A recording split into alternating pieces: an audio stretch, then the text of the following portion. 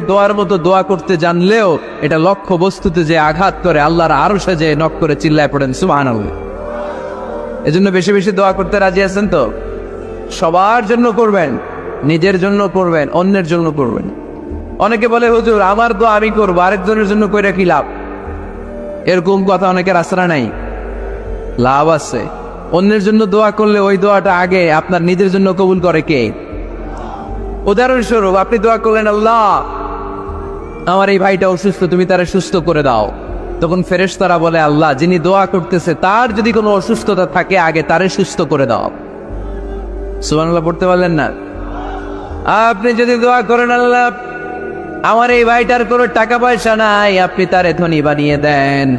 ফেরেশতারা বলে, আল্লাহ যিনি দোয়া করতেছেন তিনি যদি গরিব হয়ে থাকেন আগে তারে ধনী বানিয়ে দেন। এজন্য আমরা দোয়া করুন। ইটস